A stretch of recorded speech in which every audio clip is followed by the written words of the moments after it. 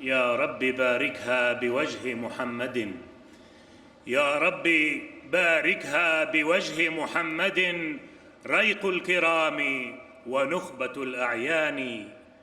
ابھی تقریر اردو امام الزمان اور محبت الہی مکرم عطاء المؤمن زاہد صاحب استاذ جامعہ احمدیہ برطانیہ فلیتفضل.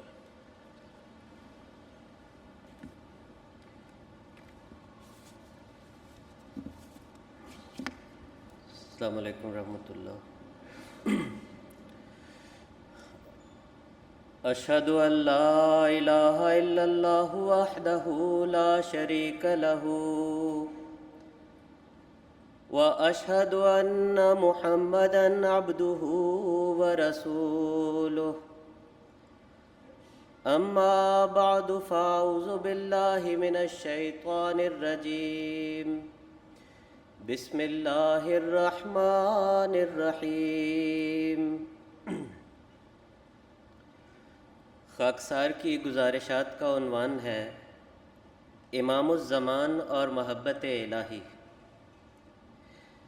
سامعین کرام، محبت ایک حقیقی اور زندہ قوت ہے جو انسان کی فطرت میں ودیعت کی گئی ہے، اور اس کی حقیقت یہ ہے کہ دل کسی محبوب کو پسند کرے، اس کے شمائل، اخلاق اور عادات پر یوں فریفتہ ہو کہ اسی کے رنگ میں رنگین ہو جائے اور اپنا وجود اس کی محبت میں گم کر دے.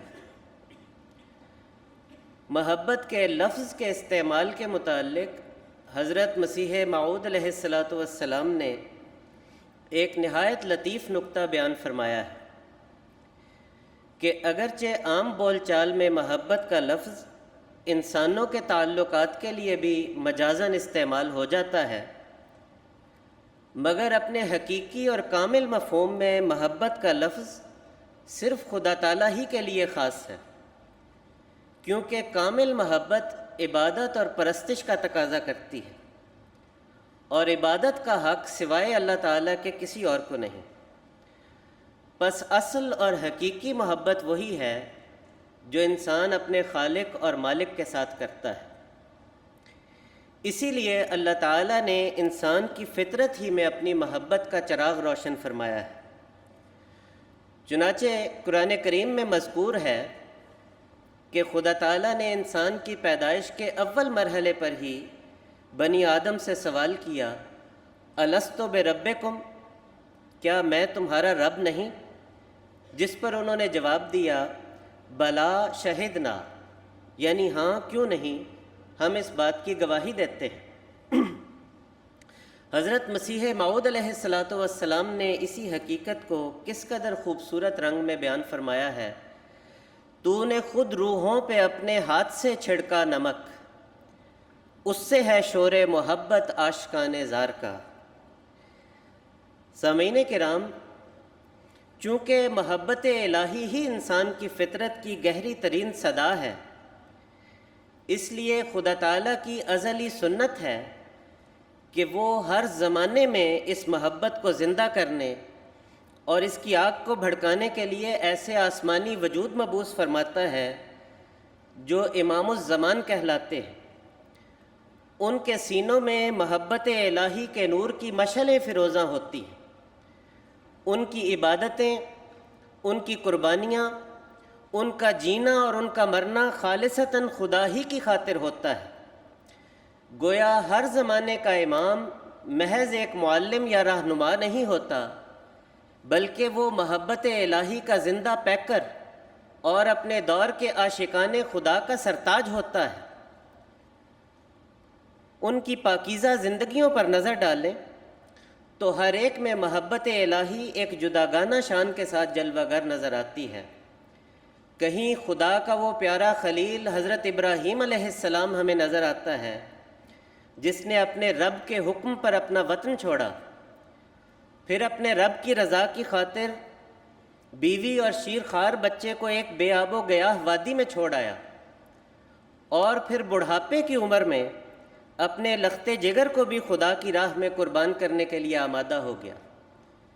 ایسی وفا دکھائی کہ عرش کے خدا نے گواہی دی، ابراہیم الذی وفا، یعنی ابراہیم جس نے وفا کا حق ادا کر دیا۔ پھر اسی خلیل خدا کے مقدس فرزند حضرت اسماعیل علیہ السلام کو دیکھیے کہ جب بوڑھے باپ نے اپنے خواب کا ذکر کیا تو اس سعید فرزند نے فوراً خدا کی رضا کے سامنے سر تسلیم خم کر کے عرض کیا، یا ابت افعل ما تؤمر، اے میرے پیارے باپ آپ وہی کریں جس کا آپ کو حکم دیا گیا ہے۔ پھر حضرت یوسف علیہ السلام کا مبارک وجود جلوہ گر ہوتا ہے، وہ صدیق نبی جو عین تنہائی میں گناہ کی طرف بلائے گئے تو قید کی سختی کو قبول کر لیا، مگر خدا تعالیٰ کی مقرر کردہ حدود کو توڑنا گوارا نہ کیا اور عرض کیا، رب السجن احب الی مما یدعوننی الیہ، کہ اے میرے رب مجھے قید اس بات سے بہتر ہے جس کی طرف یہ عورتیں مجھے بلاتی ہیں۔ پھر حضرت موسیٰ علیہ السلام کا جلیل القدر وجود نظر آتا ہے، وہ کلیم اللہ جن کے دل میں قرب خداوندی کا شوق اس شان سے موجزن تھا کہ جب خدا تعالیٰ نے اپنے حضور حاضری کا وعدہ دیا تو محبت اور اشتیاق میں اپنی قوم سے آگے بڑھ کر حاضر ہو گئے اور عرض کیا، ہم اولائے علی اثری واجلت الیک رب لترضی، کہ میری قوم میرے پیچھے آ رہی ہے اور میں تیری طرف جلدی آیا ہوں تاکہ تو راضی ہو جائے۔ اب یہ جلدی کسی دنیاوی غرض کے لیے تو نہ تھی، یہ ایک عاشق دل کی بے قراری تھی جو اپنے رب کی طرف لپک رہا تھا۔ پھر کہیں حضرت داؤد علیہ السلام ہیں جو اپنی تنہائیوں میں اپنے رب سے اسی کی محبت مانگتے ہوئے عرض کرتے تھے، اللہم انی اسألک حبک، یعنی اے اللہ میں تجھ سے تیری محبت مانگتا ہوں۔ اور کہیں حضرت سلیمان علیہ السلام ہیں جن کے لیے بادشاہت اور دنیا کی نعمتیں بھی غفلت کا سامان نہ بنی بلکہ ذکر الہی کا ذریعہ بن گئیں۔ چنانچہ فرمایا، انی احببت حب الخیر عن ذکر ربی، کہ میں تو دنیا کی اچھی چیزوں سے بھی اس لیے محبت کرتا ہوں کہ وہ میرے رب کی یاد دلاتی ہے۔ اور پھر حضرت عیسیٰ علیہ السلام کو دیکھیے جنہوں نے صلیب جیسے تلخ اور کربناک لمحے میں بھی اپنے مولا کے حضور عرض کیا کہ اگر تو چاہے تو یہ پیالہ مجھ سے ہٹا لے، تو بھی میری نہیں بلکہ تیری مرضی پوری ہو۔ گویا اس عاشق صادق کا آخری فیصلہ یہی تھا کہ اگر دکھ اور ابتلا کے پیالے سے گزرنا ہی محبوب حقیقی کی رضا ہے تو پھر وہی رضا پوری ہو۔ سامعین کرام، یہ وہ پاکیزہ سلسلہ ہے جس میں ہر زمانے کے امام نے، ہر نبی اللہ نے محبت الہی کی ایک خاص شان دکھائی۔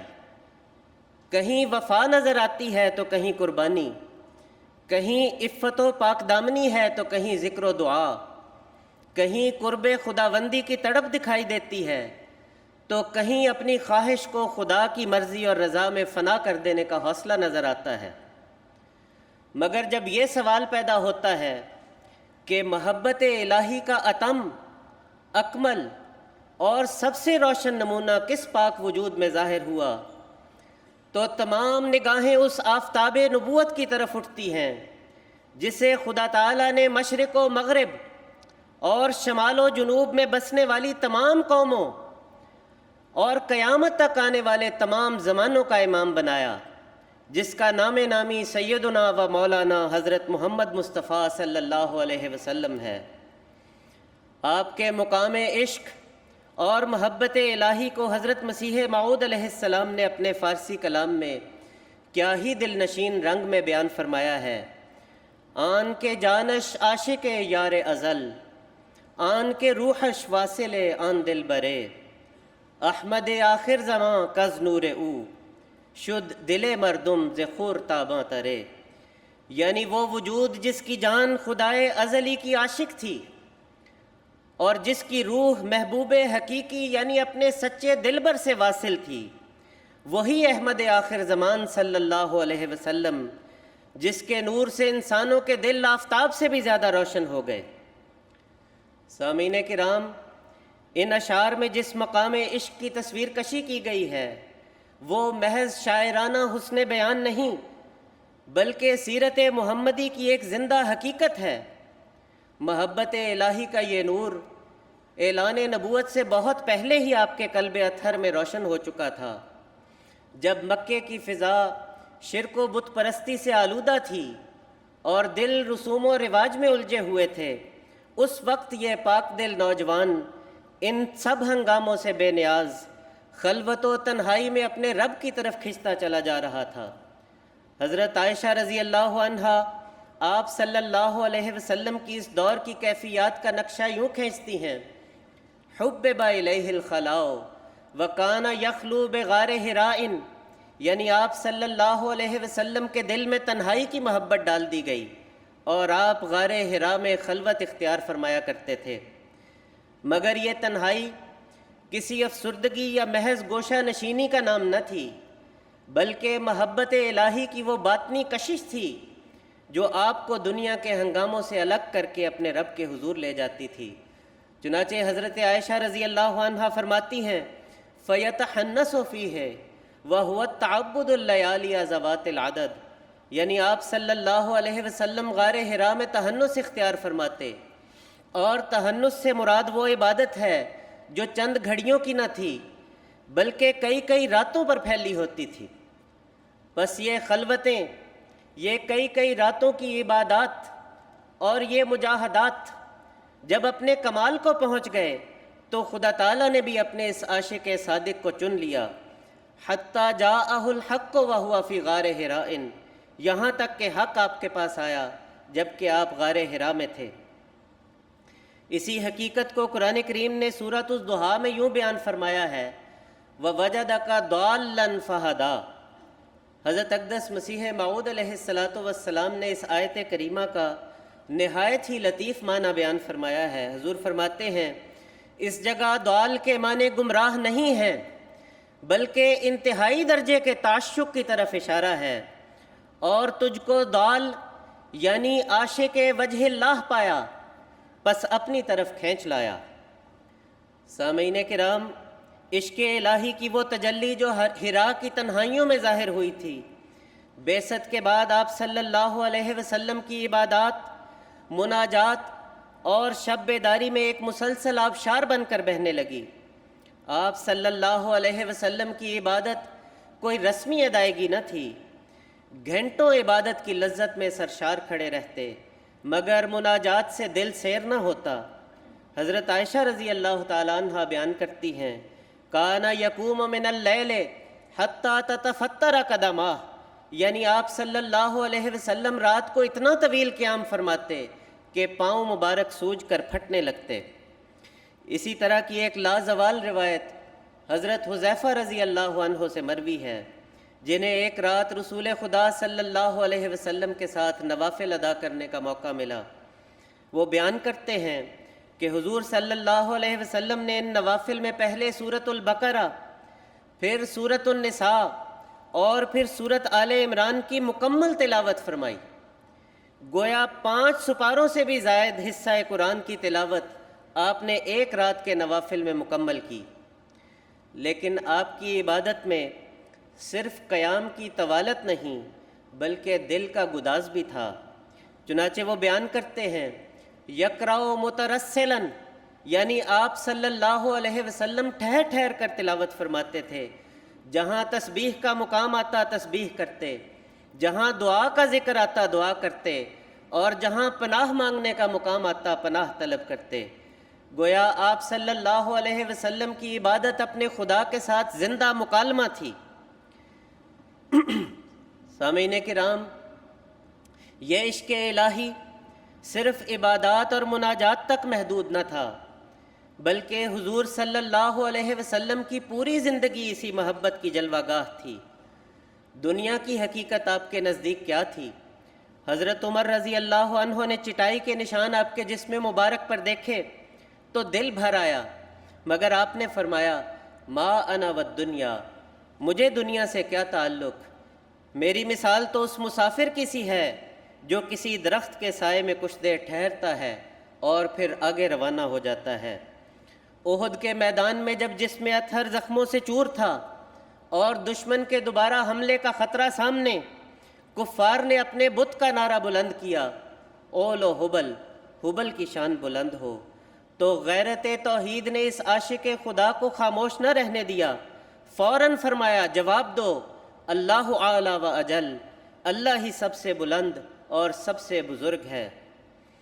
اور جب دنیا سے رخصت کا آخری لمحہ آیا تب بھی دل دنیا کی طرف نہ جھکا، نہ مال کی طلب، نہ حکومت کا خیال، نہ کسی دنیاوی سہارے کی خواہش۔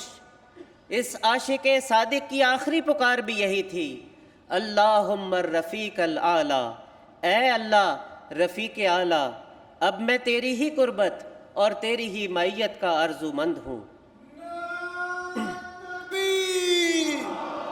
حضرت محمد مصطفیٰ محسن انسانیت، نعرہ تکبیر۔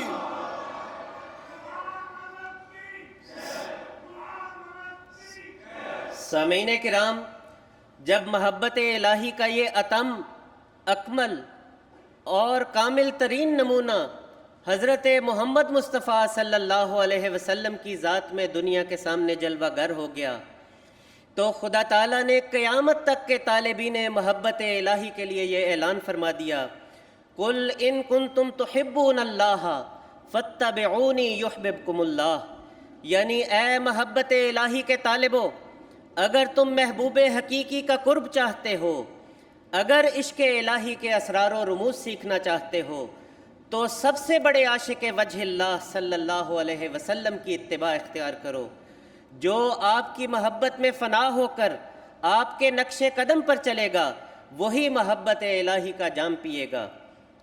مگر آن حضرت صلی اللہ علیہ وسلم کے وصال کے بعد وقت گزرتا گیا اور فیض آوج کا تاریک دور آ پہنچا۔ عشق الہی کا وہ چراغ جسے رسول خدا صلی اللہ علیہ وسلم نے اپنے عمل سے روشن فرمایا تھا، دلوں میں مدھم پڑنے لگا۔ ایسے وقت میں خدائے رحمان کا ارادہ احیاء دین کے لیے جوش میں آیا، ملائے اعلیٰ میں شور اٹھا، محبت الہی کے بجھتے چراغ کو اثر نو روشن کرنے کے لیے ایک محیی کی تلاش ہوئی۔ چنانچہ اللہ تعالیٰ نے اس تاریک دور میں ایک ایسے وجود کو امام آخر الزمان بنا کر کھڑا کر دیا جس کی روح عشق محمدی میں فنا تھی، جس نے اپنے آقا و مولا محمد مصطفیٰ صلی اللہ علیہ وسلم سے اور آپ کی غلامی سے محبت الہی کے آداب سیکھے تھے۔ وہ وجود حضرت مرزا غلام احمد قادیانی مسیح موعود و مہدی موعود علیہ السلام کا تھا۔ آپ علیہ السلام کے دل میں اپنے خالق و مالک کے ساتھ محبت کے پیوند کا آغاز جس رنگ سے ہوا ہے، اس کا تصور ایک صاحب دل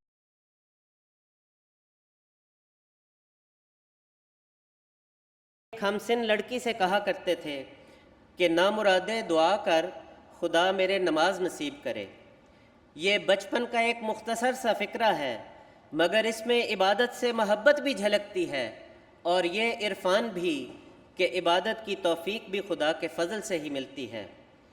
پھر لڑکپن میں ہی آپ کے دل میں قرآن کریم سے ایک خاص عشق پیدا ہو گیا، اور ایسا کیوں نہ ہوتا، یہ آپ کے محبوب خدا کا پاک صحیفہ تھا جس میں محبت الہی کے سب آداب سکھائے گئے تھے۔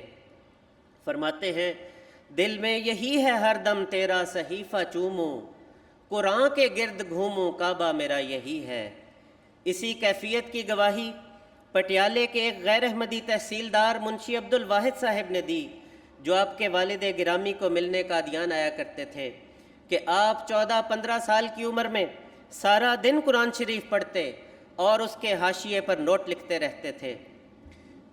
پھر اس کے بعد جوانی کا دور آیا، جب دنیاوی رغبتیں انسان کے دل پر دستک دیتی ہیں، مگر آپ کی دنیا سے بے نیازی اور خدا تعالیٰ کی محبت میں استغراق کا یہ عالم تھا کہ ایک دفعہ کسی بڑے افسر یا رئیس نے آپ کے والد گرامی سے سوال کیا، سنا ہے آپ کا ایک چھوٹا لڑکا بھی ہے، مگر ہم نے اسے کبھی دیکھا نہیں۔ انہوں نے مسکراتے ہوئے فرمایا، مسجد میں جا کر سکاوے کی ٹونٹی میں تلاش کرو، اگر وہاں نہ ملے تو مایوس ہو کر واپس مت آنا، مسجد کے اندر چلے جانا اور وہاں کسی گوشے میں تلاش کرنا۔ اگر وہاں بھی نہ ملے تو پھر بھی نا امید ہو کر لوٹ مت آنا۔ کسی صف میں دیکھنا کوئی اسے لپیٹ کر کھڑا کر گیا ہوگا، کیونکہ وہ تو زندگی میں مرا ہوا ہے۔ آپ کے قدیم خادم مرزا اسماعیل بیگ صاحب بیان کرتے ہیں کہ حضرت مرزا غلام مرتضیٰ صاحب کبھی ان سے پوچھتے، سنا تیرا مرزا کیا کرتا ہے؟ وہ عرض کرتے، قرآن دیکھتے ہیں۔ پھر پوچھتے، رات کو سوتا بھی ہے؟ عرض کیا جاتا، ہاں سوتے بھی ہیں اور اٹھ کر نماز بھی پڑھتے ہیں۔ اس پر آپ کے والد صاحب فرماتے، اس نے تو سارے تعلقات چھوڑ دیے ہیں۔ سامعین کرام، در حقیقت یہ وہی مقام عشق ہے جہاں انسان دنیا کی نگاہ میں تو مر جاتا ہے مگر خدا کے قرب میں حیات حقیقی پا لیتا ہے۔ حضور فرماتے ہیں، زندہ وہی ہیں جو کہ خدا کے قریب ہیں، مقبول بن کے اس کے عزیز و حبیب ہیں، جو مر گئے انہی کے نصیبوں میں ہے حیات، اس راہ میں زندگی نہیں ملتی بجز ممات۔ آپ کی راتوں کی عبادات کا ایک دلکش نقشہ مرزا محمد دین صاحب کی روایت سے سامنے آتا ہے، جو اپنے بچپن کے زمانے میں قادیان آیا جایا کرتے تھے اور وہاں قیام کرتے تھے۔ وہ بیان کرتے ہیں کہ حضرت مسیح موعود علیہ السلام فرض نماز مسجد میں ادا فرماتے، جبکہ سنتیں اور نوافل گھر پر ادا کرتے۔ عشاء کی نماز کے بعد کچھ آرام فرماتے، پھر نصف شب کے بعد بیدار ہو کر نوافل ادا کرتے اور اس کے بعد مٹی کا دیا جلا کر قرآن کریم کی تلاوت میں مشغول ہو جاتے، یہاں تک کہ فجر کی اذان ہو جاتی۔ آپ کا دل ہر لمحہ اپنے پیارے خدا کی یاد میں تڑپتا، پگھلتا اور اسی کی طرف جھکا رہتا تھا۔ آپ کی صاحبزادی حضرت نواب مبارکہ بیگم صاحبہ رضی اللہ تعالی عنہا نے عشق الہی کی اس کیفیت کو کیا ہی خوبصورت اور دل گداز انداز میں بیان فرمایا ہے۔ فرماتی ہیں کہ اپنے سب سے بڑھ کر محبوب ذات باری تعالیٰ کا عشق آپ کے روح و تن کے ذرے ذرے میں موجزن تھا، آپ کے ہر قول و فعل سے ہر وقت نمایاں نظر آتا تھا۔ پھر فرماتی ہیں، میں نے بغیر اوقات نماز کے بھی آپ کو اپنے رب کریم کو تڑپ تڑپ کر پکارتے سنا ہے۔ میرے پیارے اللہ کی آواز گویا اس وقت بھی سن رہی ہوں اور آپ کے آنسو بہتے دیکھ رہی ہوں۔ سامعین، محبوب کے لیے محبت کا ایک جلوہ آنسوؤں کی صورت میں ظاہر ہوتا ہے تو ایک جلوہ غیرت کی صورت میں۔ خدا کی خاطر پاک غیرت کا ایک واقعہ حضرت نواب مبارکہ بیگم صاحبہ رضی اللہ عنہا بیان کرتی ہیں کہ آپ کے گھر میں ایک خاتون نے مرزا امام الدین کی وفات پر افسوس کا اظہار کرتے ہوئے کہہ دیا کہ بڑا ہی چنگا بندہ سی۔ مرزا امام الدین چونکہ دہریہ تھا اور خدا تعالیٰ کا استہزاء کیا کرتا تھا، اس لیے یہ بات آپ کی غیرت دینی پر بہت گراں گزری۔ آپ باہر تشریف لائے، چہرہ مبارک سرخ تھا، اپنا عصا زمین پر مارتے ہوئے فرمایا، بدبخت، تو میرے گھر میں میرے خدا کے دشمن کی تعریف کرتی ہے۔ آپ بیان کرتی ہیں کہ اس وقت ایسا جلال آپ علیہ السلام کی آواز میں تھا کہ وہ عورت سرپٹ وہاں سے بھاگ گئی۔ سامعین کرام، حضرت مسیح موعود علیہ السلام کی محبت الہی کی شان صرف واقعات ہی میں نہیں بلکہ آپ کے رشحات قلم میں بھی نمایاں نظر آتی ہے۔ اگر آپ خدا تعالیٰ کی صفات، ان کے دائرہ اثر اور قدرت الہیہ کے اسرار پر قلم اٹھاتے ہیں تو یوں محسوس ہوتا ہے کہ معرفت خداوندی کے وہ سربستہ راز آپ پر منکشف کیے گئے ہیں کہ جن کے سامنے محض عقل و فلسفہ عاجز رہ جاتا ہے۔ اگر توحید باری تعالیٰ کے دلائل بیان فرماتے ہیں یا آریوں کے سامنے خدا تعالیٰ کی خالقیت کا اس بات کرتے ہیں تو اسلامی تاریخ کے بڑے سے بڑے متکلمین کے کلام میں بھی استدلال کی وہ قوت اور برہان کی وہ شوکت نظر نہیں آتی۔ اور اگر کسی تحریر میں خدا تعالیٰ کی محبت یا خدا تعالیٰ کی طرف دعوت کا ذکر آتا ہے تو خدا کے سلطان القلم کے بیان میں ایسا درد، ایسا حسن اور ایسی آسمانی کشش جلوہ گر ہوتی ہے کہ دل محبوب حقیقی کی طرف کھنچتا چلا جاتا ہے۔ خدا کی طرف دعوت کا اس سے حسین انداز اور کیا ہوگا؟ ہمارا بہشت ہمارا خدا ہے، ہماری اعلیٰ لذات ہمارے خدا میں ہیں۔ یہ دولت لینے کے لائق ہے اگرچہ جان دینے سے ملے، اور یہ لال خریدنے کے لائق ہے اگرچہ تمام وجود کھونے سے حاصل ہو۔ اے محرومو، اس چشمے کی طرف دوڑو کہ وہ تمہیں سیراب کرے گا۔ میں کیا کروں اور کس طرح اس خوشخبری کو دلوں میں بٹھا دوں؟ کس دف سے میں بازاروں میں منادی کروں کہ تمہارا یہ خدا ہے، تا لوگ سن لیں۔ تکبیر! اسلام احمدیت، غلام احمد کی نعرہ تکبیر!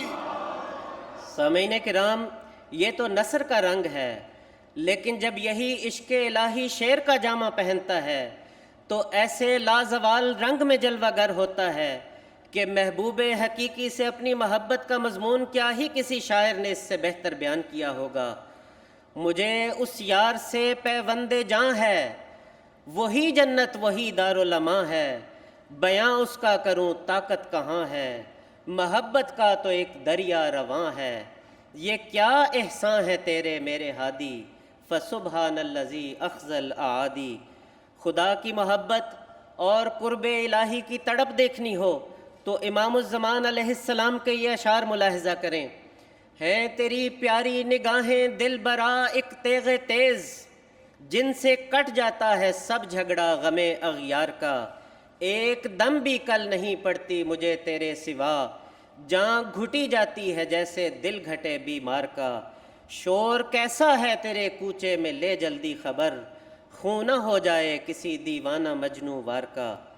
اگر حمد الہی کا مضمون دیکھنا ہو تو حمد و ثنا اسی کو جو ذات جاویدانی، اور کس قدر ظاہر ہے نور اس مبدأ الانوار کا، جیسی نظمیں دل تھام لیتی ہیں۔ اور اگر دیکھنا ہو کہ وصال یار کا راستہ کیا ہے اور انسان کس طرح محبوب حقیقی تک پہنچ سکتا ہے تو امام الزمان علیہ السلام کا خوبصورت انداز ملاحظہ فرمائیں۔ اس جہاں میں خواہش آزادگی بے سود ہے، ایک تیری قید محبت ہے جو کر دے رستگار، دل جو خالی ہو گداز عشق سے وہ دل ہے کیا، دل وہ ہے جس کو نہیں بے دل برے یکتا قرار، فقر کی منزل کا ہے اول قدم نفی وجود، پس کرو اس نفس کو زیر و زبر از بہر یار۔ سامعین کرام، امام الزمان علیہ السلام کے دل سے نکلنے والا یہ کلام اور محبت الہی کے یہ مضامین صرف اردو زبان تک محدود نہ تھے۔ عشق الہی کا یہی دریا جب فارسی کے لطیف اور روحانی مزاج میں بہتا ہے تو اس کی روانی اور شیرینی ایک اور ہی رنگ اختیار کر لیتی ہے۔ آپ فرماتے ہیں، قربان تست جان من اے یار محسنم، با من کدام فرق تو کر دی کہ من کو نم، در کوئے تو اگر سرے اس شاک را زنند، اول کسی کے لاف تعشق زند منم۔ یعنی اے میرے محسن دوست، میری جان تجھ پر قربان، تو نے مجھ سے کون سا فرق کیا کہ میں تجھ سے فرق کروں؟ اگر تیرے کوچے میں عاشقوں کے سر اتارے جائیں تو سب سے پہلے تیرے عشق کا دعویٰ کرنے والا میں ہوں گا۔ پھر یہی مضامین محبت عربی زبان میں بھی پوری شان اور قوت بیان کے ساتھ موجود ہیں۔ حضور اپنے محبوب حقیقی کو عرض کرتے ہیں، انت المراد و انت مطلب مہجتی وعلیک کل توکلی و رجائی، آتیتنی کأس المحبت ریکہا فشربت روحا نلا روحائی، انی اموت ولا یموت محبتی یدرا بذکرک فی التراب ندائی۔ یعنی اے خدا، تو ہی میری مراد ہے اور میری روح کا مطلوب ہے، اور تجھ پر ہی میرا سارا توکل اور میری ساری امید ہے۔ تو نے مجھے اپنی محبت کا پاکیزہ جام عطا فرمایا، سو میں بھی اس محبت کے جام پر جام پیتا چلا گیا۔ میں تو مر جاؤں گا مگر میری محبت نہیں مرے گی، قبر کی مٹی میں بھی میری آواز تیرے ذکر ہی سے پہچانی جائے گی۔ سامعین کرام، نظم و نثر کے یہ تمام نمونے محض ادیبانہ حسن بیان اور شاعرانہ تخیل کے مظاہر نہیں، بلکہ ایک ایسے پاک وجود کے دل سے اٹھنے والی آواز ہے جسے خدا تعالیٰ نے معرفت الہی اور محبت الہی کے نور سے بھر دیا تھا۔ اس لیے آپ نہایت یقین کے ساتھ فرماتے ہیں، خدا نے مجھے علوم قرآنی عطا کیے ہیں اور میرا نام اول المؤمنین رکھا، اور مجھے سمندر کی طرح معارف اور حقائق عطا کیے ہیں، سمندر کی طرح معارف اور حقائق سے بھر دیا ہے، اور مجھے بار بار الہام دیا ہے، اور مجھے بار بار الہام دیا ہے کہ اس زمانے میں کوئی معرفت الہی اور کوئی محبت الہی تیری معرفت اور محبت کے برابر نہیں۔ سامعین کرام، محبت الہی کے یہ تمام جلوے اور نمونے ہم نے دیکھے، مگر یہ سلسلہ یہاں ختم نہیں ہوا۔ حضرت مسیح موعود علیہ السلام کے وصال کے بعد اللہ تعالیٰ نے قدرت ثانیہ کو ظاہر فرمایا، اور یوں امام الزمان کی امامت کا نور خلافت علی منہاج النبوہ کے مبارک طاقچے میں سجا دیا گیا، تاکہ یہ نور قیامت تک کے زمانوں کو منور کرتا رہے اور محبت الہی کے چراغ کو دلوں میں روشن کرتا چلا جائے۔ آج خلافت احمدیہ امام الزمان کی نیابت میں ہمارے لیے محبت الہی، تعلق باللہ، عبادت اور خدمت دین کا زندہ نمونہ ہے، اور خلیفہ وقت اپنے خطبات اور خطابات میں ہمیں مسلسل محبت الہی کے راستوں کی طرف دعوت دے رہے ہیں۔ نماز کی اہمیت ہو یا دعا کا ذوق، قرآن کریم سے محبت ہو یا خدا سے زندہ تعلق، تقویٰ کی باریک راہیں ہوں یا خدمت دین اور انسانیت کا درد، غرض محبت الہی کا کون سا ایسا پہلو ہے جس کی طرف خلیفہ وقت نے ہمیں متوجہ نہ کیا ہو؟ بس ان تمام ارشادات اور تمام زندہ نمونوں کا مقصود یہی ہے کہ ہم بھی محبت الہی کے آداب سیکھیں اور اس راہ پر چلیں جس کا آخری مقصود وصال ذات ذوالجلال ہے۔ حضرت اقدس مسیح موعود علیہ السلام کے اس دل گداز اقتباس پر میں اپنی گزارشات کو ختم کرتا ہوں۔ حضور فرماتے ہیں، ہماری بعثت کی علت غائبی تو یہی ہے کہ رستہ منزل جانا کے بھولے بھٹکوں، دل کے اندھوں، جزام ضلالت کے مبتلاؤں، ہلاکت کے گڑھے میں گرنے والے کور باطنوں کو صراط مستقیم پر چلا کر وصال ذات ذوالجلال کا شیریں جام پلایا جاوے، اور عرفان الہی کے اس نقطہ انتہائی تک ان کو پہنچایا جاوے، تاکہ ان کو حیات ابدی و راحت دائمی نصیب ہو، اور جوار رحمت ایزدی میں جگہ لے کر مست و سرشار رہیں۔